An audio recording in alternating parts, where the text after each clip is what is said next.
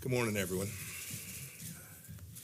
In my address at the Claremont Institute back in May, called A Foreign Policy from the Founding, I made clear that the Trump administration has embarked on a foreign policy that takes seriously the founders' ideas of individual liberty and constitutional government. Those principles have long played a prominent role in our country's foreign policy, and rightly so. But as that great admirer of American experiment, Alex de Tocqueville, noted, democracies have a tendency to lose sight of the big picture in the hurly-burly of everyday affairs. Every once in a while, we need to step back and reflect seriously on where we are, where we've been, and whether we're headed in the right direction. And that's why I'm pleased to announce today the formation of a Commission on Unalienable Rights. The commission is composed of human rights experts, philosophers, and activists, Republicans, Democrats, and independents of varied backgrounds and beliefs. Will provide me with advice on human rights grounded in our nation's founding principles and the principles of the 1948 Universal Declaration of Human Rights. An American commitment to uphold human rights played a major role in transforming the moral landscape of the international relations after World War II, something all Americans can rightly be proud of. Under the leadership of Eleanor Roosevelt, the 1948 Universal Declaration on Human Rights ended forever the notion that nations could abuse their citizens without attracting notice or repercussions. With the indispensable support of President Ronald Reagan, a human rights revolution toppled the totalitarian regimes of the former Soviet Union. Today, the language of human rights has become the common vernacular for discussions of human freedom and dignity all around the world. And these are truly great achievements. But we should never lose sight of the warnings of Václav Havel, a hero of the late 20th century human rights movement, that words like rights can be used for good or evil. They can be rays of light in a realm of darkness, but they can also be lethal arrows. And as Rabbi Jonathan Sachs has observed, the evils of any time and place will be justified in whatever is the dominant discourse of that time and of that place. We must, therefore, be vigilant that human rights discourse not be corrupted or hijacked or used for dubious or malignant purposes. It's a sad commentary on our times that more than 70 years after the Universal Declaration of Human Rights, gross violations continue throughout the world, sometimes even in the name of human rights. International institutions designed and built to protect human rights have drifted from their original mission.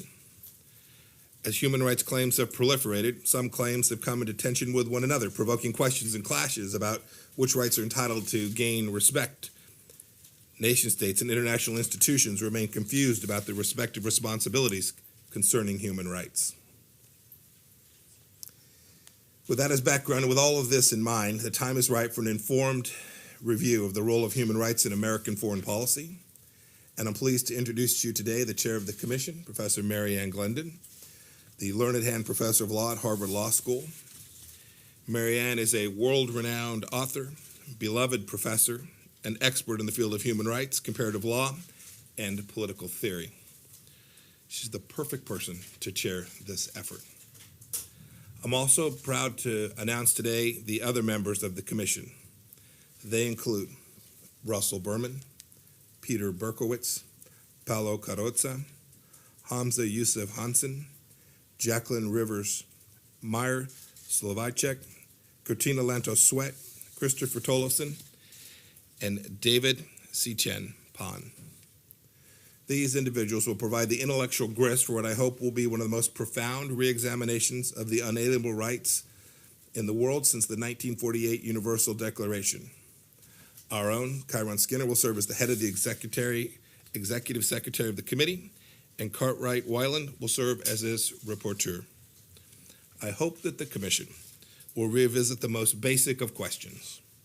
What does it mean to say or claim that something is in fact a human right? How do we know, or how do we determine whether that claim that this or that is a human right, is it true, and therefore ought it to be honored? How can there be human rights?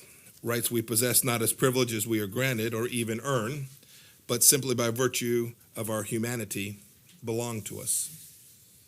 Is it in fact true, as our Declaration of Independence asserts, that as human beings, we, all of us, every member of our human family are endowed by our Creator with certain unalienable rights? Each of these is an important question, and the mission of the Commission is to provide advice on them and others, not as purely abstract academic matters, but in a manner deeply informed by the timeless truths embedded in the American founding with a view to guiding our nation's foreign policy. Or to put it another way, the Commission's charge is to point the way toward that more perfect fidelity to our nation's founding principles to which President Lincoln called us at Gettysburg, and to which Dr. King called us while standing in front of the Lincoln Memorial on the Mall in Washington, D.C., not so very far from where we are here today. Thank you. With that, I'd like to introduce Professor Mary Ann Glendon to say a few words.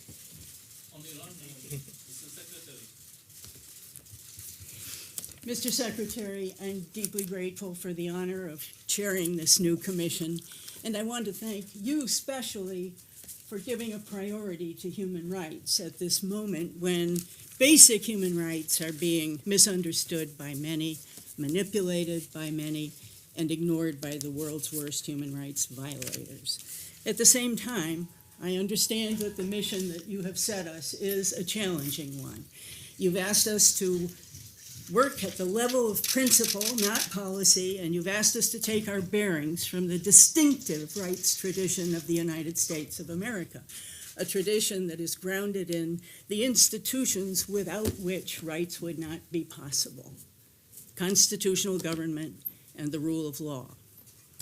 I want to assure you, Mr. Secretary, that we will do our very best to carry out your marching orders and to do so in a way that will assist you in your difficult task of transmuting principle into policy. Thank you very much. Mr. Secretary? Mr. Secretary, does the special relationship threaten